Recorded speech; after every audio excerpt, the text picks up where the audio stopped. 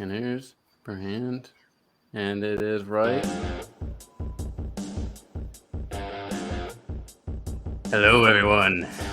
And welcome to Mostly Football, episode 5. Tonight, the guys and I are talking NBA playoffs, Ric Flair, and breaking down the AFC South Division. Woo!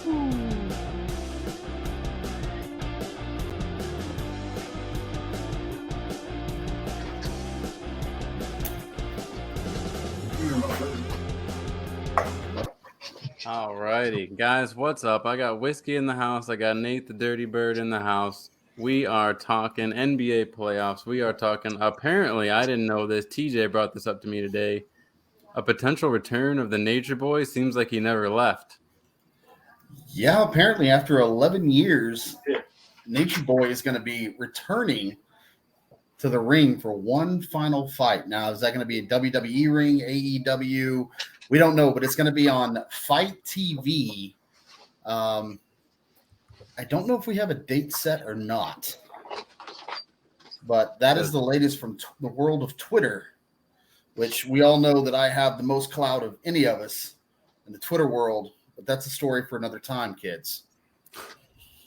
Well, I think we all, of course, know that. So when was the last time, who was the last person he faced? Shawn Michaels. That's right. He got the old super kick. That's right. No, that wasn't the last. I think he had because after he left whatchamacallit, he went to TNA. He went to TNA for a stint. Nobody gives a crap about TNA. Hey, wrestling is wrestling. This freaking guy. Hold up here. So let's see what we got here. Oh, my back really itches, and I don't have a back scratcher. At 73 years old, the Nature Boy will square off in the ring one last time. Sure, one last time. Pro wrestling legend Ric Flair announced Monday that he will wrestle his final match on July 31st, this according to Yahoo News, at the Nashville Fairgrounds. Woo! Whoa!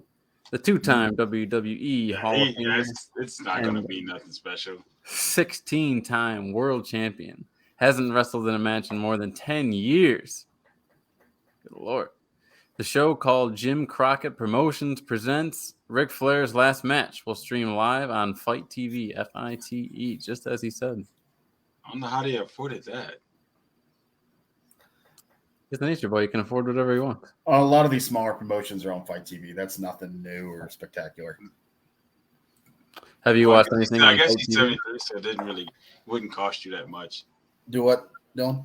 Have you watched anything on Fight TV before? I have not. Let's check out this video here. That's not the Ric Flair getting. Yeah.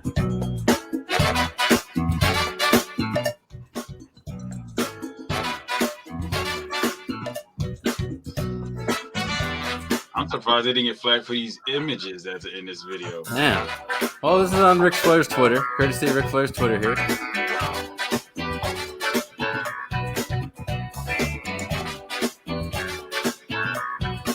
Wow. I love it. Straight out of the 70s. Makes you feel like it's his first match all over again.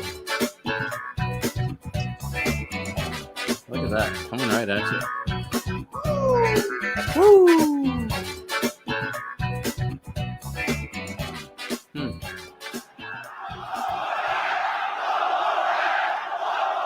Get those at RicFlairsLastMatch.com. No one asked for this. And for all you Fortnite fans, quick update: RoboCop is now a skin in Fortnite. You're welcome, America. He's going to get himself hurt. No one asked for this. Fun fact: do you guys have like a favorite Ric Flair match that you remember? I don't have a favorite. I definitely don't have a favorite Ric Flair match. Shawn Michaels. I don't have a favorite. I don't have a favorite Ric Flair moment or a favorite Ric Flair match. He was just one of those guys who didn't. Even when he was in Evolution, it just wasn't. But fun fact, I found out that every movie John Cena's in, portion of that money has to go to WWE because they own his name, his legal name. They own him. Think about that. So anything that he does that his name is attached to, WWE gets a portion of it. And he responded. He's like, he's grateful to give them a portion to to Vince because hey, he gave him his opportunity. Hey, you know what? Makes sense, but not my legal name. It's probably a lot of guys. I wonder how many guys like Vince McMahon owns their NIL, as they say, name, image, likeliness. Well, he's so proud about talking about it on Twitch. Ryback had to fight for his name, and he's Ryback. Yeah, I know.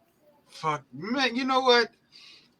It's just like every time, like no one cared about you when you was in the. No one cares. Like really, no one cares about this guy. And the fact that he's taking the shots that he's taking at Vince is annoying. It really is. Some of the shit is borderline. Like, what the fuck, bro? It's ego, man. That's all it is. It's ego. Hold on, kids. And it's just for me, it's just like, just go away. AEW didn't want you. TNA doesn't want you. No one wants you. Just go away. Just go away. You're a dangerous wrestler. Go away. No one cares. But for whatever reason, he feels like I gotta say something controversial about Vince to make myself relevant. Oh shit.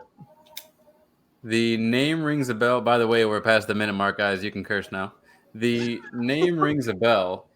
It's just that if you pointed him out, I couldn't point him out in a crowd. Like Ryback, I don't know the Ryback. Here, I'll find an image. Doesn't he look like Rhino, kind of?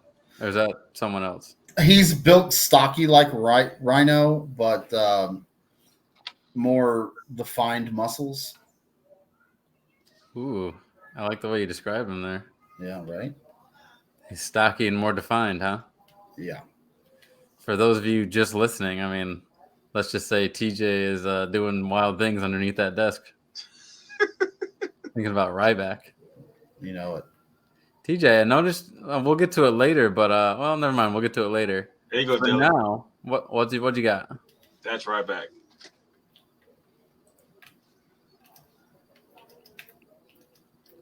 Oh, yeah. wow. Yeah, that guy. He just looks like an action figure. Like that doesn't even look like a real guy. It's real, but he just didn't make he didn't make it. He's one of those guys who just didn't make it.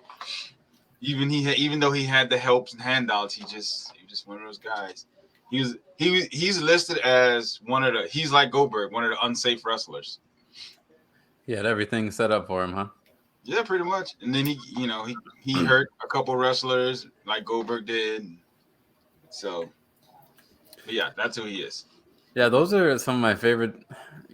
Maybe it's a little twisted, but some of my favorite stories are hearing like which wrestlers the other guys hated for like hurting them and just being a total douche in the ring. Like New Jack in particular, he's probably the most notorious. Who? New Jack. New Jack is a whole different dude. If you get in the ring with New Jack, there's a guarantee you going home with at least 16 stitches somewhere. At least somewhere. Like stabbing a guy with a fork is just a whole nother level, dude. And not pretending either. Like really treating him like he's a turkey. Yes, bro. Like that dude had some problems, some real problems. TJ, what's the weirdest thing you've ever been stabbed with? A zebra pin, the metal pins, the fancy ones. Wait, the mechanical pins? Not the mechanical pencils, no. You got stabbed where did you get stabbed with it? Jail. You got stabbed with a striped pen. Was it amongst other striped pens so you couldn't see where it was coming from? No. Somebody had given the inmate to it, and when I went to his cell to go let him out for medical because he was a diabetic, you had to take him to medical. He came out and he right in the leg. Oh, I just stumped his teeth in. Did he cover in anything gross like poo or you know what? No. So I assume whoever gave him the pen was fired immediately and then sentenced. Sentenced? No, it was a young kid, 21 years old, didn't know any better. Never worked in the kind of setting before. Ah, I don't hold any grudges. The kid didn't know any better. Yeah, I was pissed at the moment. I mean, in the moment, I was really upset. But looking back on it now, he was misinformed and he didn't know any better and just uneducated. makes sense. Did you ever get spit on while you're in there? Which day? Kinky. So the next story we have, I didn't watch, I haven't been keeping up with my playoff hockey. Usually I love playoff hockey. It's my favorite thing to talk about. But this year, with me being a new dad and passing out every chance I get, I just haven't had the chance to watch any playoff hockey. But I think we're all watching this for the first time, yes? This major comeback. I saw the highlights, but it's always interesting.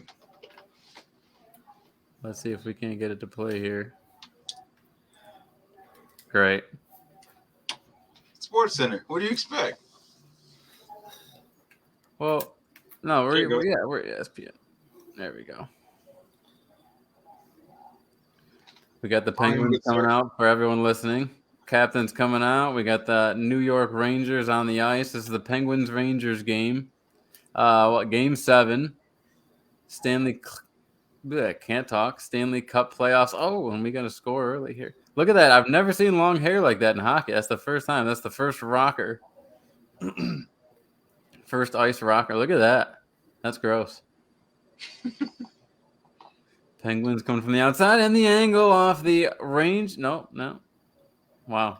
That's what's tough is you never can see what happens in the goals here. Oh, wow. Oh, that's unfortunate. Oh, right off the heel, right off the skate.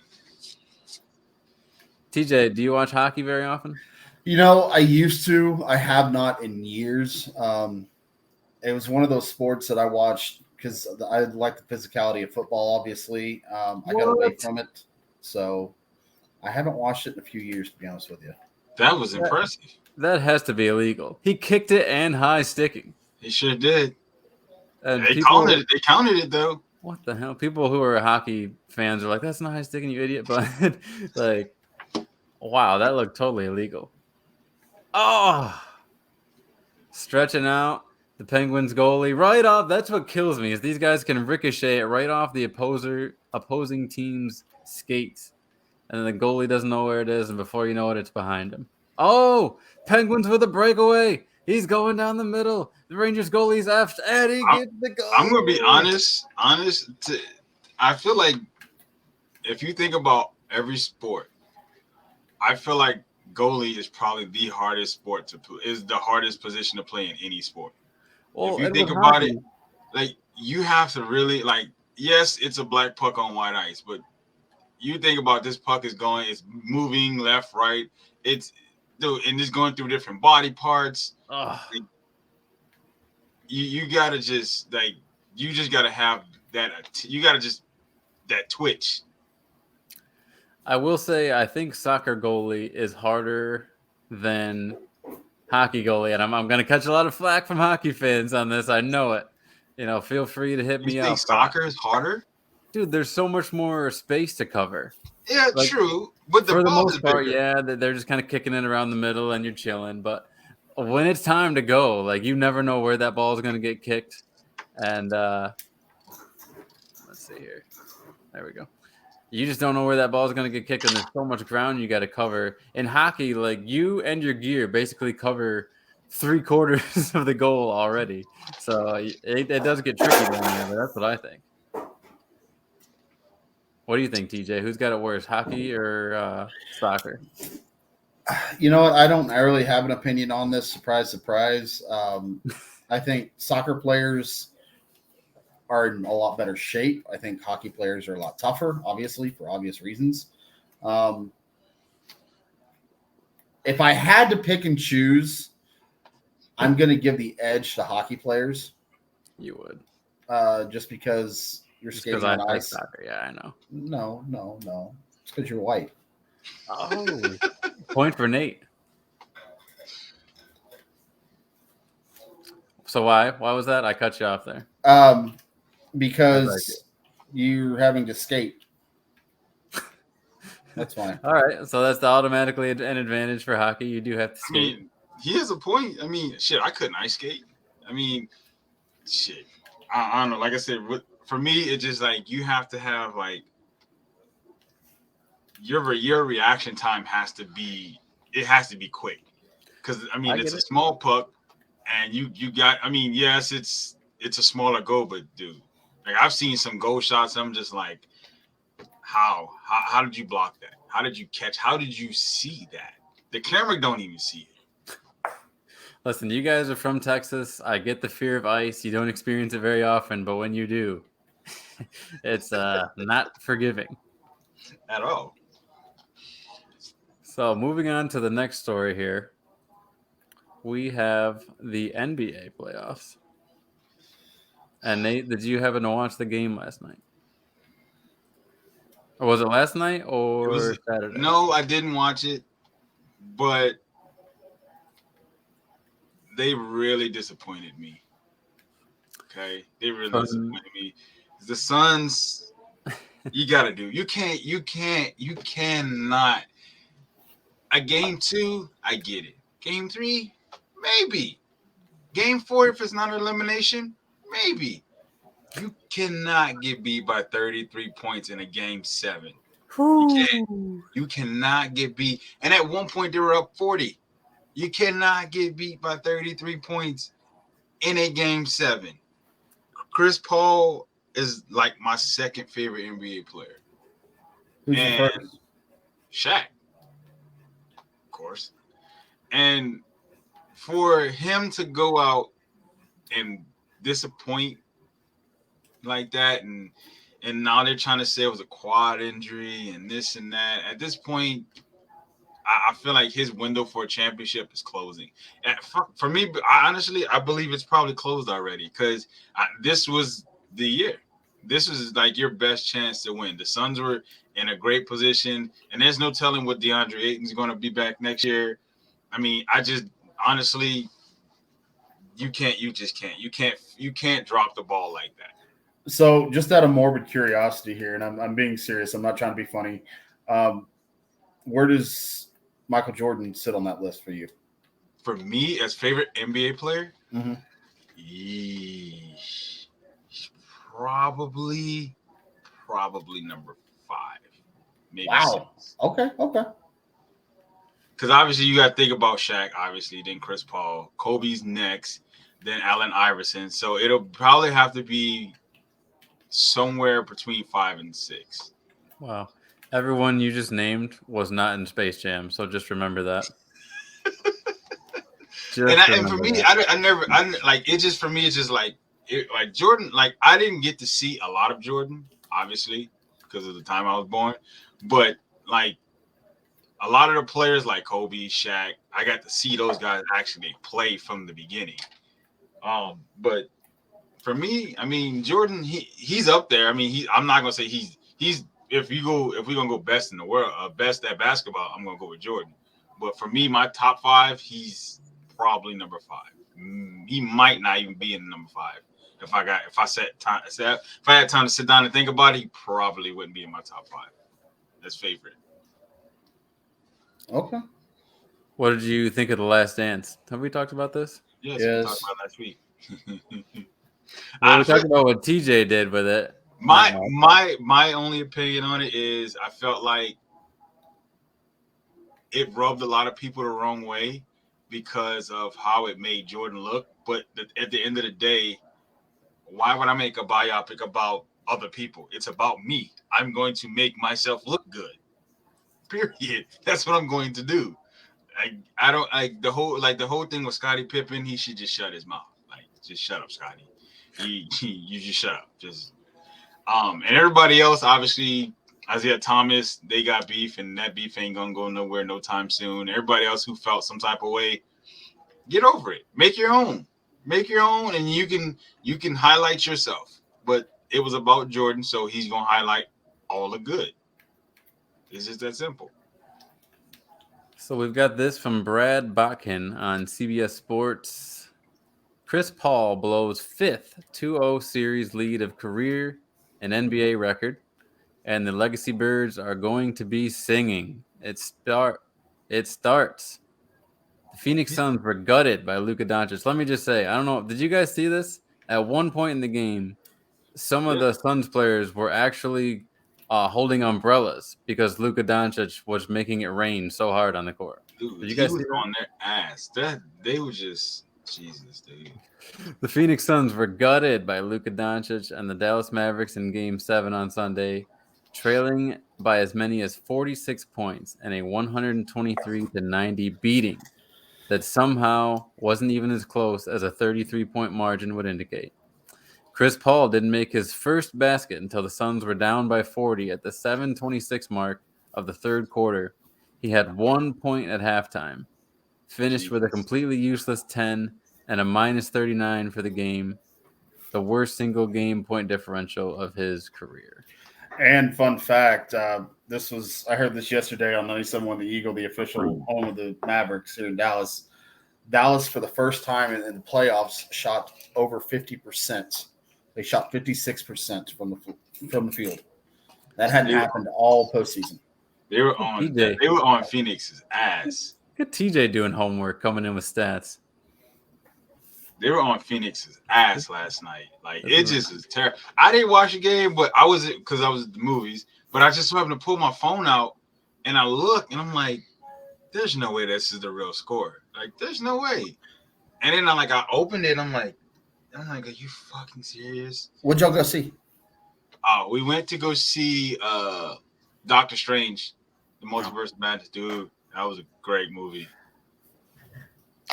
I'm not a big Doctor Strange fan. I didn't mind the first one. I'm not gonna say it sucked. I didn't mind it. I'm not a big fan of it. I'm not either, but it was good. Okay, fair enough. They call me Dr. Love. But I think that this Warriors and Mavs matchup is going to be a pretty good one. I'm not so sure about the Boston and Miami. I don't trust Boston enough for them for me to say, yeah, I believe it. But apparently they have the best. They're given the best odds at this point to beat Miami. And obviously, the Suns weren't the only ones to get eliminated this past weekend. I mean, the Celtics knocked out the Bucks, correct? Yep. And they did it in the same fashion. They blew their asses out too. It was the blowouts was a common theme this weekend. Pankins all around. And then who else lost? That was it. Oh, that was it. Okay. Yeah, it was just those two. It was just those two games. The only bad news for the weekend. Good to hear. Well, in the NBA. Hold up. In the NBA is the only bad news. We have more bad news. Let me be clear, everyone. In the NBA, that was the only bad news for the weekend. So, if anyone hadn't heard, Rajon Rondo pulled a gun out on his mother's kids. I hadn't heard. Wait. Sorry, his kids' mother. Sorry, I had it backwards.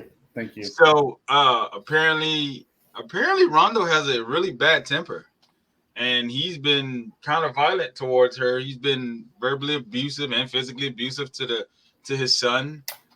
He's verbally abusive to his daughter.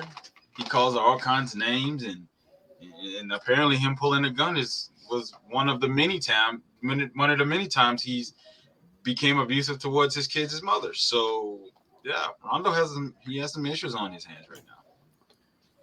The penalty for doing that kind of thing is technical foul and 3 to 5.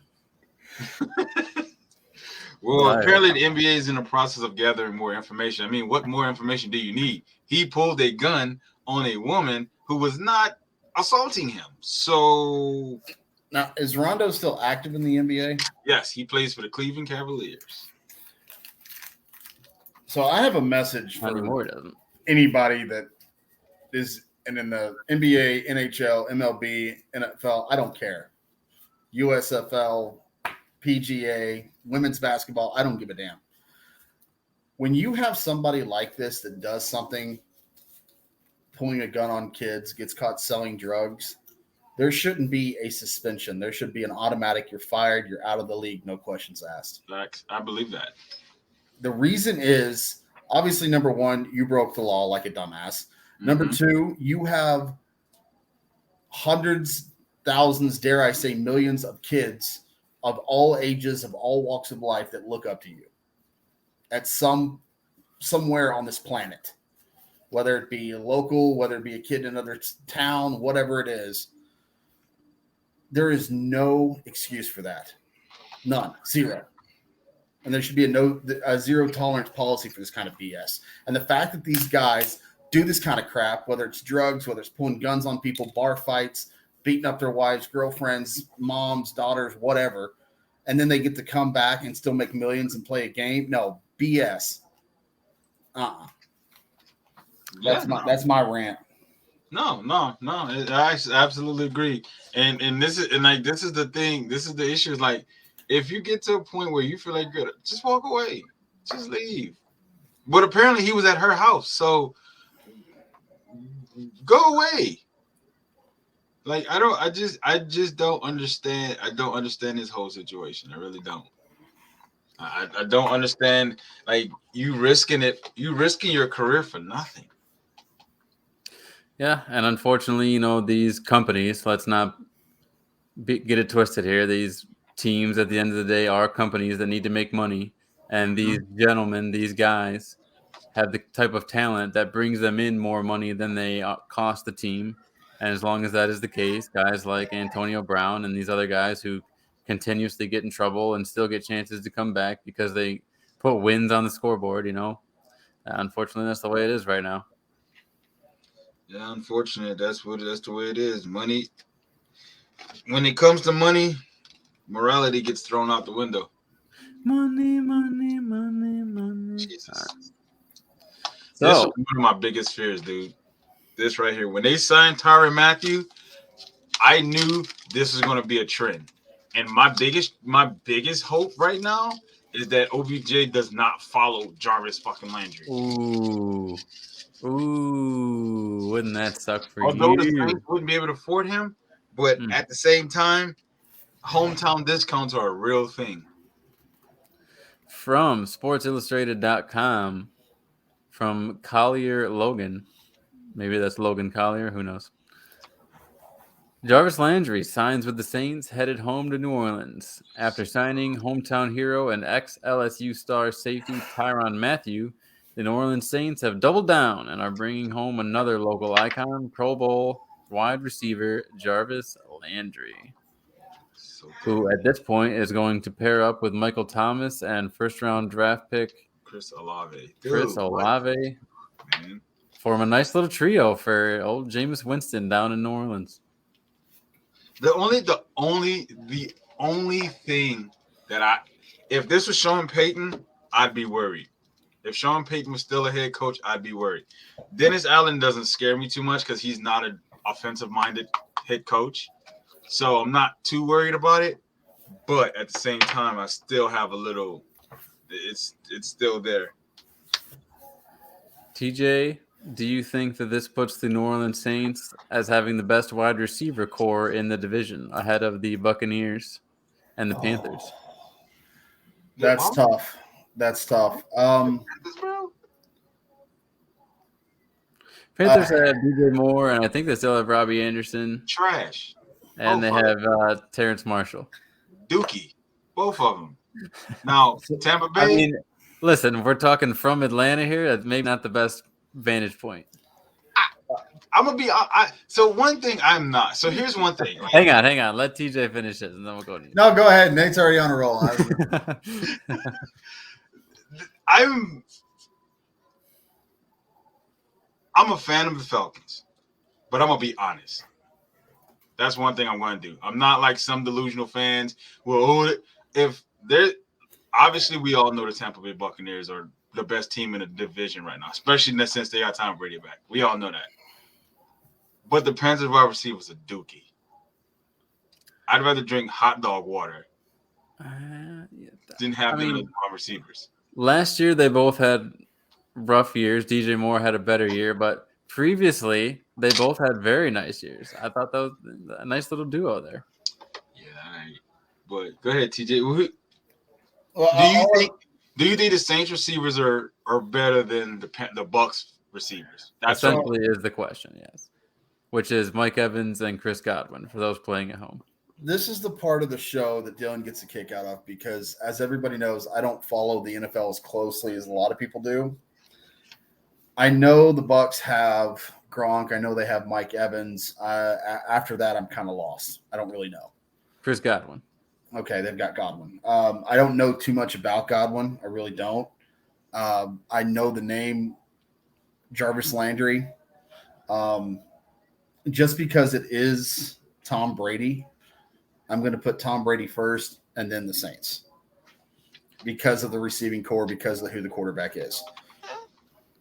And I don't trust Jameis. Again, remember, Dylan, Jameis Winston had Bruce Arians. Jameis Winston also had Mike Evans. Jameis Winston also had Chris Godwin. He also had O.J. Howard, Cameron Brate. He had these exact same weapons that Tom Brady had, and he's still ended up throwing. I can't wait for his 30 for 30 to come out on so his 30 far, for 30 year. I have detected no lies in what you've said. So again, like I said, if this was Sean Payton, I'd be worried because Sean Payton he's an offensive genius. But because it's Dennis Allen, I'm not really too concerned. We'll see how everything looks good on paper. I mean, we all saw what we all saw when T.O. and Chad Johnson went to Cincinnati. Everybody thought, oh man, that's gonna be the best damn duo in the world, and they flopped. So it looks good on paper, but we'll see how it looks in actual action. Nate just said it right there. It looks good on paper, but you can be the best receiver in the NFL. You can be Jerry Rice. If your quarterback can't get it to you, it's not going to do any good. Big facts. It's very true. It's very true. The car is only as fast as the person driving it.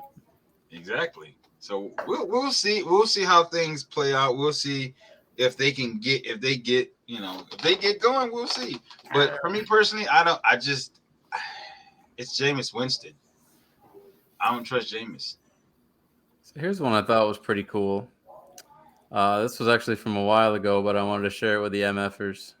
Oh, spring game. Which spring game? So the UCF, the University of Central Florida football team, the Golden Knights, are going with this new look for the 2022 season. They are going to have QR codes on the back of their jerseys. Why? So this story from NSM Today, for USF by USF. UCF football responds to its future of college football claim with QR code jerseys. And for those of you just listening, the jersey still has the player's name, the last name on the back. It's just now you have a QR code in the center with the UCF logo dead center of that QR code. So they don't have the numbers in it. Is the number on the front of the jersey? Good question, actually. We're going to play this video and see. Y'all play the video. This is stupid. I'm going to go pet my dog. This is so stupid. So, Colin Thomas writes, when Gus Malzahn was hired as UCF head football coach last season, he claimed UCF was the, quote, future of college football, unquote. The night spring game on Saturday helped his case. The annual spring scrimmage became a trending topic after UCF, for the second year in a row, put player promotion at the forefront. Quote, we're at a school that's going to embrace the NIL, and that's just one more thing, Malzahn said in a press conference on Saturday. Quote, we're going to promote our players. This place is going to really be the future, end quote. And there is a video from the UCF spring game showing the jerseys in action that we are going to play. Why do QR codes? Really? Well, it's going to show how it works, So we have a player here. Shows you putting your camera on the code, and it brings up the player's Instagram. And immediately you can watch the highlights right there from the player's Instagram. But you can just go to Instagram and do that. Yeah, but now if you're happen to be close enough or whatever. So if you're close enough, you can use the QR code. If you're close enough. I think. This is such a stupid. Oh my God. That's not why. It is what it sounds like to me is that UCF was like, if these players are going to make money off their likeness, we might as well make money off it too. This is dumb. This is a waste of money. But don't you think this is the type of thing that is going to draw in recruits? Like, just if both schools you're looking at are the same, but one school's doing jerseys the old-fashioned way and UCF's doing this, you might choose UCF just because. The only people who go to UCF is people who are delusional. That's the only people who go to UCF. People with a brainstem don't just pick. I want to go to University of Central Florida. No, you're either going to go to Florida State or Florida. Hell, you might even pick Miami. Sir, some good players, mighty fine players have come out of UCF recently. You hold your tongue. Who the hell? That's dumb. That's stupid. Blake Bortles would like a word, please. Yeah, I'm sure he would. I'm sure Blake Bortles would. Yeah, where's he at now? I think he's back up in LA. Back up somewhere. He's got the best job in the world, a backup quarterback. Right. So, guys, we're going to transition now into breaking down the NFC South. I hope you all have the AFC South. You said NFC. Did I? You did. Somebody rewind that and tell me if it's. I don't believe me. Somebody pull that audio. We are going to break down the AFC South. We each have our predictions on win-losses for each team. I had a tough time picking an MVP just because they all seem so chalk. They all seem so like, oh, of course this guy would be. So I'm interested to see what you guys, if you guys have any MVPs in mind or what you think, how that's going to play out. But we will start here showing the schedule for the Indianapolis Colts. Matty Ice. Kicking off the regular season at Houston, then they go at Jacksonville, versus Kansas City, versus Tennessee, at Denver, versus Jacksonville, at Tennessee, versus the Commanders, at New England, at Las Vegas, versus Philadelphia, versus Pittsburgh, at Dallas before a Week 14 bye. Then they're coming in fresh at Minnesota. December 26th, they're at home against the Chargers. Then on the 1st of January, New Year's Day, they will be traveling to New York, actually New Jersey, to take on the Giants. Then they finish the season at home versus the Texans. So with all that said, guys, the Indianapolis Colts have the 27th easiest schedule this year. The 27th? Yes. How? Let me see that schedule. They have the 27th easiest schedule. Well, I guess 27th hardest. I guess that would say is the hardest. Let me word it that way. They have the 27th hardest schedule. Yeah. Okay. Yeah, I was like that. So like the fifth easiest schedule. So let's see. You start your season against Houston. They finished off their season pretty decent.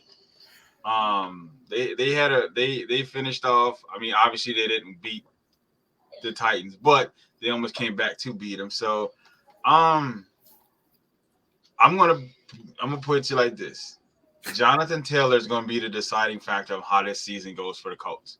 Listen to me close now, because if he can just imitate anything that he did last year in this new season. With a competent quarterback, the Colts will have a pretty decent season. No, I agree. And obviously the big difference is going to be transitioning from Carson Wentz to Matt Ryan. I mean, it's really interesting that Frank Reich, former, offensive coordinator for Carson Wentz, after only 1 year with him and on his brand new team, said, you know what, this isn't going to work out after all. So he ships Wentz off. He knew how bad he was to begin with. So singled out Matt Ryan to be the guy that the Colts traded for Matt Ryan. I mean, they haven't had a young quarterback to develop since Andrew Luck, and those days seem far in the rearview mirror. They tried Phillip Rivers. Obviously, they tried Carson, and now they're moving on. Phillip Rivers planned out a little bit better than they thought it would.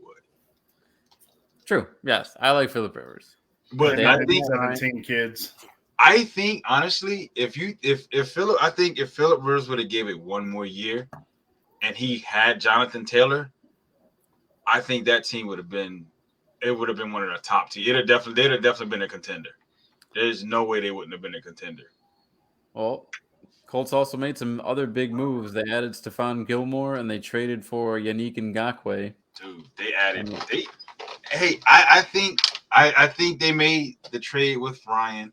I mean, they didn't give up much. So I might swing my win loss here by a win here. I can see. Let's see. TJ, what did you have for win loss for the Colts? I don't know. Don't ask me. Let's see. I see them beating Houston at Houston. They're still improving. Obviously, they have that young quarterback. They don't have a lot of offensive weapons. Defensively, they're good. They're inconsistent. So I say they beat Houston. They beat Jacksonville. They lose to Kansas City. The Titans. I know that's what's tough. I pretty much split these divisional games down the middle. You probably in this division you probably would have to. Denver's going to be a different. There's going to be a different animal with Russell Wilson. Mm-hmm. I mean, honestly, I would probably say 10-7. You going 10-7? I'll say 10-7, maybe 9-8, 10-7, 9-8, somewhere around there. Yeah, I'm right there with you. I went 9-8 as well.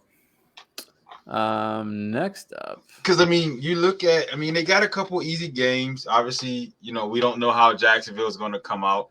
We don't know how Houston's going to be. So if they beat Jacksonville and Houston both times, catch a couple easy breaks, you never know.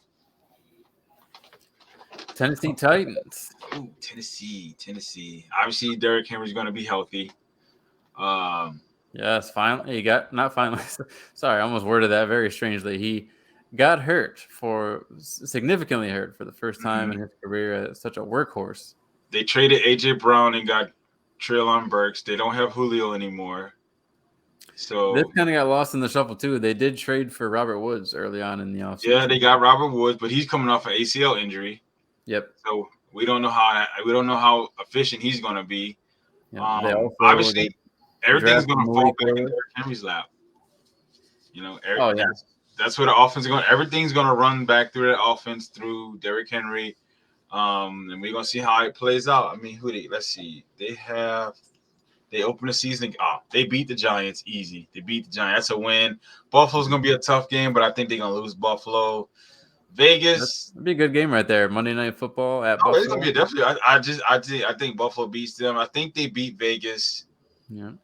The Colts. I think I'm probably gonna have to get at that one. They're at Indy, so I'm probably gonna get that one to Indy. Right. They beat the Commanders bye week. Obviously, they're gonna go back and Indy's. I think they might win that game in Tennessee. They can beat Houston. Kansas City. Again, no Tyreek Hill. Kansas City is going to be very interesting this year. They signed Juju Smith-Schuster. Yeah. And MVS from Green Bay and Hardman. It's going to be we're going to have to see, but honestly, it's still Andy Reid. I think they revamped that defense, so I think they might take Tennessee in that game. Denver is going to be Denver is going to be an experiment, and I'm really excited to see how that's going to play out. Oh yeah, at least they get Denver at home, so that'd be nice. Yeah, they're gonna have them at home. It's November. It'll be cold. Got to go to Green Bay for Thursday Night Football on the 17th of November. It's gonna be cold in Green Bay. It's gonna be a real cold day. I give Green Bay. I give Green Bay that game. Yeah. Take on Cincinnati at home. Defending AFC champs. Week 12. They lose that game. They lose to Cincinnati. Okay. Week 13 at Philly. I think they could definitely lose that game, and it would be really something to see AJ Brown go off. That's an AJ Brown game. That's gonna be an emotional night. For me, honestly, it's gonna be at that point in the season, what is that, December 4th? Yeah. At that point in the season, we're going to have to see how well Jordan Davis is, how comfortable he is, because he's going to play a big role. If you can stop, in a man that size, he can stop Derrick Henry. I hate to see it, but I do not want to see Nakobe Dean one-on-one versus Derrick Henry. He's not going to have to. With Fletcher Cox and Jordan Davis, he ain't going to have to. And if he does, it's going to be a stretch or a toss play. There's no way. I just don't see you as an offensive coordinator and an offensive line coach. You have to game plan for Jordan Davis and Fletcher Cox. You have to. Like, there's just no way. I don't care if he's a rookie or not. You're going to have to plan for Jordan Davis. Like, he is a massive human being. So I'm gonna do a coin toss. I'll probably, depending on how Tannehill plays, because we all know if he's not running well, they're not going to win that game. So that's the big thing for me. That's the big thing for me is I bought into Derrick Henry, and I'm 100% on the Derrick Henry bandwagon. But coming back from injury, can he stay healthy? And as much as Tennessee leans on that guy, and as they should, I'm not saying that they're doing anything wrong there. I'm just saying as they should. Can he stay healthy the entire season? I think once you hit that bye week, that Indy, Houston, KC stretch, look, all jokes aside, I don't care who it is. I don't care if it's the Jets. I don't care if it's the Cowboys. I don't care if it's the Buccaneers, the Philadelphia Eagles, the Falcons. I don't give a damn who it is. It's the NFL. When you start playing these games and you get into the deeper parts of the season, hell yeah, and you start leaning on your big players, your Derrick Henrys, it's really going to hold, how well is his health going to be able to hold up? Can he really carry this team through an entire regular season into the postseason? I mean, starting, and we saw how, even with Derrick Henry in the offense, thank goodness for Derrick Henry, because without A.J. Brown in the offense, the passing game was ugly. It was not fun to watch. And if you don't have a healthy Robert Woods and apparently Treylon Burks, there's already sort of like, I thought maybe a conditioning issue happening or something along those lines. So, that's never a good thing. If you're working with like Westbrook Akine again last year and the other guys they were trying to bring up, then it could get real ugly in Tennessee real quick. Starting week 9, like you said, TJ, you got to travel to KC. If you lose that game and get embarrassed, and then you get embarrassed at home by, who knows what, like Nate said, who knows what Denver's going to look like at that point in the season with Russell Wilson. But I would assume most people would assume they're going to look pretty good. So then let's say you lose to Kansas City, you lose to Denver at home. Now you got to travel on a short week to Green Bay. Could easily lose that game. And then come back, your morale's down. You take on the defending, Super Bowl contending Cincinnati Bengals. If you lose that game, I mean, we're already talking a 4-game skid. Now you travel to Philadelphia. I mean, they could lose 6 in a row right there. So got to keep an eye on the middle of Tennessee schedule for sure. Yeah, definitely. Because like I said, everything runs through Derrick Henry. We won't get into this tonight, but I have a question I want you guys to think about for next week's show. Not the team as a whole, for one individual. Is this a make it or break it season for Aaron Rodgers? I don't want your answer right now. Don't give it to me. Okay. I want to know next week. So for the Titans, week 14, they have Jacksonville at home. Week 15, they travel to take on the Chargers. And then at home on Christmas Eve, they get a little present taking on the Texans at home. And then they got another short week. They take on Dallas at home, luckily. And then they travel to Jacksonville to finish up the season. I have them finishing 8-9. So what they have? What? Let me see. So they have 2. So pretty much in the span of a month, you got 2 short weeks against 2 good teams in Dallas and Green Bay. You're at Green Bay, and then Dallas comes to you. That's going to be harsh. If you're leaning on Derrick Henry, that's going to be hard for him to stay healthy. And especially if I forgot, because Treylon Burks, he's not going to get the respect he's deserving right away unless he makes a splash early in the season. So if he's getting one-on-one on the outside and he's not winning those matchups, it's going to be real difficult for Tennessee to do anything. TJ, do you see Tennessee finishing the year with a winning record? If they do, it won't be by more than, I'll say, 2 games. Okay. I honestly, looking at this schedule, I don't think so. Yeah, I gotta agree with TJ on this one. The main reason is, Nate's already kind of touched on it. We all have, is that all that traveling that they have to do. Again, this is the NFL. This isn't, JV football. You have all the different traveling you have to do. You have Green Bay, you have Dallas, you've got Philly in the mix there, in the span of the traveling. I mean, it's a lot to take on. And again, the Titans lean on Derrick Henry as much as they do. I mean, can he stay healthy? I mean, and that's the big question with any football team. I don't care if it's the Titans, the Jets, or whoever. It's, can you stay healthy? Because as we know, every season, 1 or 2 teams get bit by the injury bug. Oh yeah, harsh too. I've had a couple seasons like that. Next up, we're talking Houston Texans. Dog water. I'm not giving them more. I'm gonna say, just looking off the schedule, I'm gonna say 5-12. I'm gonna say 5-12. Their first 3 games are automatic losses. Yeah, they got Colts, Broncos, Chicago, and then the Chargers. Then you get Jacksonville. Then you got a bye week. Then you're what? At Vegas.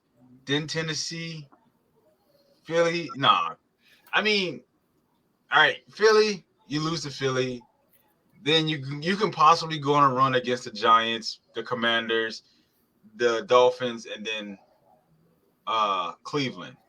I'm going to say they beat the Cowboys only because for some reason every year the Texans find a way to beat the Cowboys. I don't know why. I don't know what it is, but it's like the Cowboys forget how to football when the Texans come to town. It happens every freaking year, and I don't understand it. They cannot lose to. I'm gonna say I gotta give them 5. I gotta give them 5 out of maybe 5 out of 12. And them 5 games probably be Giants, Commanders, Dolphins, Cleveland, maybe Jacksonville once, and then the rest is gonna be lost. I don't see them winning, especially with the court. I mean, yeah, he played great towards the end of the season. They didn't make big splashes in off season. I don't. Yeah, Lovie Smith is their new head coach, but I don't see it. You're not a Davis Mills fan? Nah, I mean, he played great towards the end of the year, but I don't see him. I don't see him like taking over and like leading them to like the playoffs or something. So obviously you mentioned Lovie Smith is the new head coach, and I personally love that. I'm a big Lovie fan. They also added pass rusher Jerry Hughes, who's been productive for the Bills and Colts, I believe. They draft Derek Stingley 3rd overall, which is a big surprise. Well, that's going to help, but we got to see how that pass rush does. Also, in the first round, they add Kenyon Green, versatile offensive lineman, stick him right in there at guard, next to Laramie Tunsil. So that's a nice little left side potentially in the making. They never really had Deshaun Watson active last year, but they officially lose him this year in a big trade. And they also lose, in my opinion, a young rising star safety in Justin Reed. So they lost Justin Reed? Yeah, he's on the Chiefs now. What the? I did not know that. Dude, breaking news for Nate. Forgive my ignorance here. So who is the quarterback this season? What's his name? Second-year quarterback Davis Mills. Davis Mills. Yes. A very interesting name. It's like 2 last names. They really didn't have any other options. The whole Deshaun Watson thing was kind of holding them up, and they didn't feel the need to go pick up a veteran quarterback, which they had a bunch of them out there. But dude, I mean, the Tyrod Taylor blessing, if you will, not even a curse. It's a blessing. You mean a punctured lung? Continues on. I mean, he's good luck Chuck. He's good luck Tyrod Taylor. He really is. Well, I mean, Baker Mayfield didn't exactly pan out, but he did get to play after Tyrod started. Mm-hmm. Then you have Josh Allen in Buffalo, and then you have Justin Herbert in LA. Now Davis Mills in Houston. I mean, if you are a young quarterback, if Tyrod Taylor ends up ahead of you in camp, you know you're going to be starting. If not that year, the next year. Right? It happens. So I don't. Like I said, I don't have a lot of faith in Houston. I'm gonna say five at max 5 wins. What about you, TJ? I'm gonna say 6 wins. Wow. Just because, again, I see that Cowboy star on there, and I just know some way, somehow, the Cowboys are going to forget the football that day. I know it's going to happen. Hey, what month is that? What month is that game? December? I don't know. I can't see it. Yes. Yep. So it's a huge possibility. That's when they start to disappoint their fans. It's December, January. Yep. So it's a huge possibility that might happen. That would be pretty cool. I couldn't name you a single play. I mean, aside from Stingley now, like an actual defender on that team, I would call a playmaker. Someone who can really make a difference. They don't have any. So we're gonna see. I know there's probably some fans, some MFers out there listening, like, oh, he didn't mention they added Marlon Mack, and the fact that I would have to Marlon Mack shows you how sad the state of the Texans is right now. Marlon Mack he hadn't been good. He had 2-3 years ago. That was his best seasons. It's been a couple of years. Yeah, so they didn't add much. So no, they didn't. I'm still a big fan of Brandon Cooks. I wish he would have ended up on the Eagles. He's gonna get wasted in Houston, but they drafted John Mechie as well. I was a Mechie fan, so we'll see. Maybe him and Nico Collins, they'll form something down there, but I'm not optimistic about it. I mean, they may. I mean, Lovie Smith wasn't a bad coach. He just didn't have the. Oh God, this team. There we go. Yes. Finally, we wrap it up. Our win-loss predictions with the Jackson. Oh, I didn't tell you about my win-loss prediction for the Texans. 2-15. You guys are very generous, in my opinion. I'm going 2-15. Actually, I haven't even been writing these down. We'll get these recorded after the show, and we'll see next year or after the season who was most correct about these divisional win-loss predictions. Oh, we'll come back with receipts on you guys. Let's see. I'm gonna tell you. I look at it like this: win, loss, loss, loss, win, loss, win, loss, loss, loss, loss. Even though it's a bye, loss, win, loss. It's late in December, so maybe win, loss, win. Now, TJ, it's hard not to notice the big Jaguar that's sitting behind you on the screen there. Why is that exactly? So I'm glad you asked. So the Jaguars are an expansion team. I don't remember what year the expansion happened. I want to say it was 96. I might be wrong on that. I probably am. But right. When the expansion happened, I wanted to pick a backup team. I was a huge fan of Brett Favre, so I always pulled for Green Bay. Of course, I was a Dallas fan in the 90s. I wanted to pick. I was like, you know what? Out of the 2 expansion teams, I'm going to go with one. I, for some reason, just didn't like Carolina. I was like, I like the Jaguars uniforms. I'm going to go with the Jags. So they've always kind of been one of those teams where I'm always pulling for them to do good, even though I know every season they're going to crap the bed. They're going to pull an Amber Heard, and they're just going to completely crap the bed. Hey. Right? So I look at the Jags like I did the Jets. I know they're going to do poorly. I look forward to them doing poorly, but I'm still going to pull for them in hopes that by some way they shock the world. So there you go. In the 90s, if you needed a new team or a backup NFL team, they were the perfect team to choose because Mark Brunell was such a fun quarterback to watch and a lefty. You had Fred Taylor back there toting the rock. He was a beast. And then you had Jimmy Smith out there. It was the poor man's big three. If you hated Dallas and everything they were doing in the 90s, then the Jaguars were the perfect replacement team for that type of Didn't they have somebody that was doing coke or crack on the team? That's not, That was Michael Irvin. No. I'm talking about for Jacksonville. That was just the mayor. He was a player. He was a wide receiver. I can't think of his name right now. Well, who needs to name names when half the NFL may or may not have been doing cocaine at the time? So some key additions for the Jags. They boosted. Man, Trayvon Walker. I'll get this thing down. I'll learn how to talk. They bolstered their offensive line with Brandon Scherf formerly of the Washington football team. Added defensive back Darius Williams. Added Evan Ingram, the tight end with more potential than any other tight end in the league. No hands, Evan Ingram. Hasn't put it on the field. Paid big money for wide receiver Christian Kirk out of Arizona. Dumb. Also added Zay Jones with a pretty decent contract. Dumb. Also drafted Trayvon Walker first overall. Smart and then move. they came back in the first round and added linebacker Devin Lloyd from Utah. Yeah. They lost Miles they Jack, helped the they lost defense. AJ Chark, and they lost Andrew Norwell. Oh, and they lost Urban Meyer. That wasn't a big loss. By the way, they lost 1 year wonder Urban Meyer. The best kicker in the NFL last year. The best kicker in the NFL last year. Oh, man. What a legacy. I mean, he tears it up at Ohio State, tears it up at Florida. Then he comes to the NFL and says, you know what? I'm going to shit over everything I've done so far. So I'm excited for the Jags season, and I'll tell you why. Obviously, we just mentioned it. Urban Meyer's gone. That distraction is out of here. Now we can actually focus on football in Jacksonville. Dougie P, baby.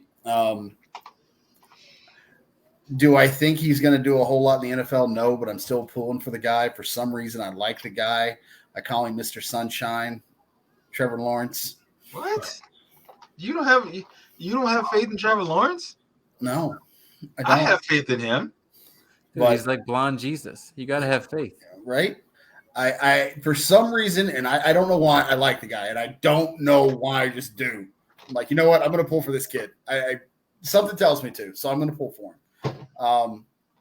I don't see them winning more than 7 games, and that's being generous just because it's the Jaguars, and why not? But, I mean, you know, you've got the Jets on there. You've got the Lions on there. You've got the Cowboys, of course. It's December. Who knows what they're going to do? You've got Washington on there. There's a couple of games that they might be able to pull out last second, but who knows? Hey, you know, I mentioned that the Texans added Lovie Smith as their head coach, and I did not mention that the Jaguars added Super Bowl winning head coach Doug Peterson to lead this team now. So we'll see what he can do for Trevor Lawrence and the boys. I think, and this is what I feel about Zach Wilson. Is Zach Wilson? Yeah, for the Jets. Is that his name? Zach Wilson? Yeah. Oh, yeah. How did we make that transition? I feel like them two. I feel like they're great. They're good quarterbacks. The issues last year was obviously Trevor Lawrence got hit a lot. Zach Wilson got hit a tremendous amount of times. And if you want your young quarterback to be successful, you have to give him protection. Period. It's just that simple. It doesn't matter who they're throwing the ball to. We're not talking condoms. It doesn't matter who you're throwing the ball to. It's just if I don't have time to throw the ball, then I'm going to make mistakes. I'm going to have the turnovers. And Zach Wilson and Trevor Lawrence showed that they had the turnovers. Some of Trevor Lawrence's some of them were like head scratchers, like why'd you throw that? But because a lot of times he didn't have the protection. Like, and that's just he really didn't have the protection. So I think, if they made some moves to protect him, they made some moves to get him some wideouts, but I still question those dudes. Like Christian Kirk, I don't get that one. I didn't get that one. Zay Jones, I feel like they were way better receivers. They could have went after. They could have went after Jarvis Landry. Hell, he could have went after OBJ. But I mean, the Rams traded for Allen Robinson. Yeah, you could even went for Allen Robinson, but you chose to go after fucking Christian Kirk. Philly traded for AJ Brown. I mean, you could have went for anything, but you went for Christian Kirk and then paid him a lot of money for it for whatever reason. So yeah, they're looking for explosion for sure. Clearly, they think that there's something that the Cardinals haven't tapped into with him just yet. they look for something, and like I said, defensively they fixed that defense, and that was probably one of the biggest issues they had last year with the defense. So Yeah, defense shaping up pretty good. You fix your defense, you give your offense more opportunities with the ball, then you have a better chance at winning the game. So I honestly, I'm going to have to give them 5. I'm probably say 5 or 6 games. I mean, I'm a big Josh Allen fan, and that doesn't just go for Buffalo. Josh Allen in Jacksonville also gets after He's a monster. Pass rusher. So they've got some good things going for them on defense. Hopefully they can match it up with the offense this year, and Dougie P can bring that winning attitude to this team, and they can make some changes from picking number 1 overall back-to-back years. That would be something if they did it 3 years in a row. Why did y'all fire Doug Peterson? Just a down year. Just wasn't getting it. Him and Carson kind of tied together, and when Carson wasn't playing well anymore, kind of, Doug gets, yeah. It is what it is, but we're back, baby. We're making a push. But yeah, I think a lot of these teams are gonna have pretty decent years, but I think for the most part, the AFC South is gonna have its. Tennessee is gonna win the division unless the Colts have something to say about it. Houston and Jacksonville are going to be at the bottom like always. Hopefully they give Doug Peterson some time to actually draft and build the team that Urban Meyer was supposed to draft and build. So right. Hopefully they give him an opportunity to get that, to do that. So hopefully they don't pull a plug too soon. I agree. I mean, James Robinson showed that he can be a very good back in this league already as an undrafted guy. Yeah. And then you draft ETN, a highly touted running back out of college. So if those two can put it together in the backfield, and he missed all of last season, didn't he? Yeah. That's right. I forgot he missed all of last season. Yeah. So I mean, if these guys on the outside that they pay end up panning out, then watch out. And Trevor Lawrence is the key to it all, obviously. I don't see Christian Kirk becoming a top wideout in this league. I don't see Zay Jones. Well, that's because you're a pessimist. I'm not Christian. I just don't see he had the. He really had the opportunity in Arizona. He had the opportunity. Before DeAndre Hopkins got there, he had an opportunity. The only person you were really competing with was Larry Fitzgerald. That's the only one you were really competing with. Everything else later in his career, Larry Fitzgerald at that. Yeah, it's like he was aging. So you had an opportunity. I don't see him being in Jacksonville and he's making this complete turnaround. And all of a sudden he's a all-pro wideout, a Pro Bowl wideout. I don't see it. I think Jacksonville made a stupid decision and they overpaid for at best average receiver. So I have the Jags finishing 4-13. By the way, when they play in the UK, they have to change their name to the Jacksonville Jaguars, correct? Do they? The Jaguars. So I have them at 4-13. To recap, the Texans 2-15, the Titans 8-9, and I had the Colts 8-9 as well before I did a little rethinking once I saw, Yannick Ngakoue, Stephon Gilmore. So I am going to give them a whole nother win due to that. Go from 8-9 to 9-8, which that's why I gave them 10-7. I feel like the Colts could possibly win this division if they put things together, but again, everything's gonna sit on Matt Ryan's shoulders. It's very interesting, the Denver and Indianapolis approach these past couple of years. They just haven't had luck with developing young guys. So obviously Indy, they tried Phillip Rivers after Andrew Luck left, and then Phillip was only good for a couple of years. So then they try to do, maybe let's bring someone in who can be a little bit more. He has a little bit more of a ceiling in Carson Wentz, and that obviously didn't pan out at all. So now, okay, we're gonna go back to what we know with like safe and efficient, and bring in Matt Ryan here. So we'll see. I mean, it's kind of like a week. It's like when Minnesota went from Case Keenum to Kirk Cousins. Like it's just kind of weak to me. I don't know if it's going to be enough, but obviously it'll get them into the postseason because they'll win that division. To me, but I don't think it's enough to get them a Super Bowl win. Nah, we'll have to see. TJ, who do you think is going to win this division? Okay, so first glance, when I see this on paper, I'm going to say the Colts. I say that to say this. One thing about me, I'm a defensive guy. Always have been, always will be. Offense wins you games, defense wins you championships. I say the Colts, and I'm getting all my information from NFL.com. So if any of these players are not there, if they've been traded and I don't know about it, sorry, not sorry. Dwight Freeney no longer there. The Colts have Xavier Rhodes making his comeback, as well as Lenny Moore, I believe, who are supposed to be two of the best cornerbacks in the league. Yes, Kenny Moore, I believe it is. Yeah. So with that being said, and I know I'm loving this, by the way. I'm loving this. I know those are just cornerbacks, but that's a big part of your defense. True. With the Titans having to lean so much on Derrick Henry, I feel like they could give the Colts a run for their money, but I think ultimately the Colts will end up pulling it off. So I've got, let's say, Colts, Titans, just because I hate the Texans, Jags, Texans. If you were in the backyard and you needed a full-time quarterback for your backyard football team and you could only pick between one of the two, would you pick Phillip Rivers or Matt Ryan? Phillip Rivers. Oh. That's an easy one. You know, I'm a big Matty Ice fan. I really am. I'm not trying to be funny here. I really am. I've always liked Matt Ryan. I've always thought he was underrated. But Phillip Rivers, man, he's got like 20 kids.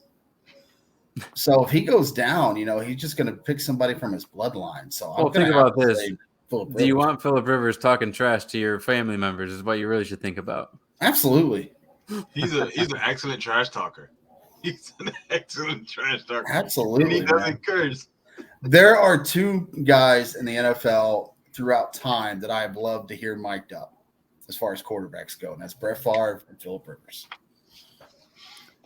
Well, guys, I know you guys were not expecting this. I didn't mention it in the group chat or anything, but we're going to finish it up with something a little bit special.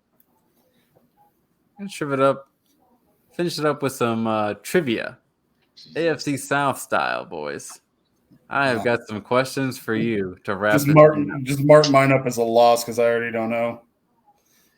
TJ, we're starting with you. Of course we are. The Houston Texans are not the first NFL team to play in Houston. What was the name of the previous team that played? Oilers. Correct. Easy. Part B of that question. Which team did the Oilers then later on turn into? The Titans?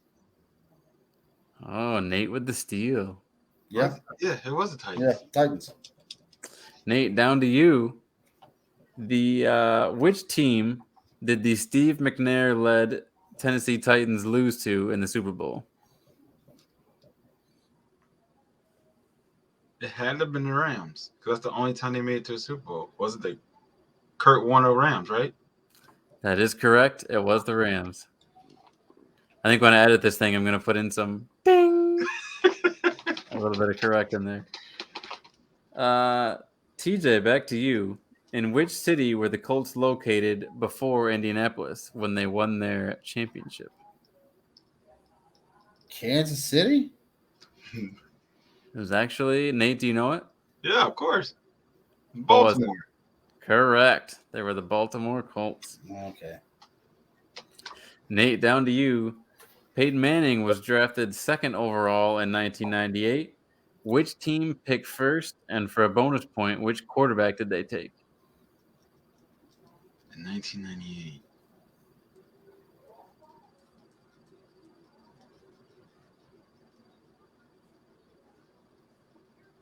Damn.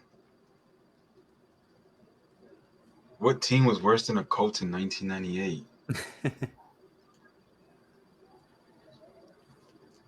I don't know this one. The Saints. It was the San Diego Superchargers. And they took Ryan Leaf. Oh, that was the Ryan Leaf draft. That Oh, was the Ryan Leaf year. Yeah. that was the Ryan Leaf year. That Man, they will Super. never live that year. They will never live that bullshit down. never. It don't matter how many times you change your name. And super ironically enough, the Chargers were the same team that actually drafted Eli Manning, and he refused to go there. He was like, I don't want to play for them bastards. He said, trade me. All right, TJ, we're going to wrap it up with you here, so finish strong. George Washington. In 2014, the Jaguars Stadium was renovated to accommodate which new unique feature that you'll only find in Jacksonville?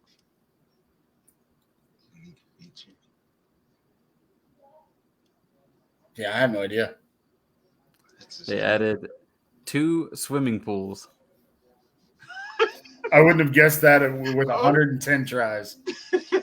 That's right. If you go to Only Jacksonville, you can pay a whole bunch of money to dunk your ass in that dirty ass water that kids pee in and all that stuff. Hell no. You can have that. I'm sure it gets plenty of chlorine before each game. Yeah, all right. Well, Chlorine MFers, don't mean it's that was clean. our first edition of trivia. I hope you all enjoyed it. That was a lot of fun. Yeah, definitely. I didn't have time to prep, so I had to dig in. I had to go digging. That was the whole point. I didn't tell you guys about it. I wanted it to be on the spot, baby. Well, you know what? On that note, guys, let's hit the music. It's been fun. It's always fun. It's been real. Had a few teams lose in the NBA this past weekend, but on the other side of that, we had a few teams win. Luka Doncic showing Devin Booker and Chris Paul just how hot that Phoenix Sun can get. Milwaukee Bucks leaving the series empty-handed. Had a hell of a comeback in the NHL. It was fun to watch the highlights. I wish I was watching more hockey, but I'm constantly asleep when I'm not on a podcast. We talked our first divisional breakdown in the AFC. Next week, you know we're switching it up. We're going to hit up that NFC South, and Nate's going to be super juiced up for that one. Always. We're going to have some more NBA action by that point. Maybe some other cool stuff happening in sports. Who knows what, who knows where, who knows when. But I'll tell you what, we're going to cover it all next Monday. Only for the MFers. We appreciate the love. We appreciate the support. Why don't you go ahead and find us wherever you get your podcasts. Give us a like. Give us a subscribe. Definitely review. Whether it's positive or not, we want to hear it. We do have one review on Apple Podcasts from a year ago. You guys weren't even part of the show at that point. Someone told me it was like they were listening to someone talk to a wall. And I appreciate that. At least you listen. Truly appreciate that. They took the time to listen and they took the time to review. So for all the MFers out there, why don't you take the time to do the same thing? And you know what else? If you love what you hear with us three on the podcast, guess what? We do a whole nother show on Tuesday nights. It's about dad stuff. Tomorrow night, same time, same place. We'll be on Facebook. You can find some cool stuff on TikTok, I do believe, right, TJ? Yes, sir. And on Twitch. And on Twitch. Fun never stops. So, until next week, again, catch us tomorrow night, 9:30 Eastern, 8:30 Central. Just Be a Dad podcast. And we'll be back next week for the 6th episode of Mostly Football. Peace.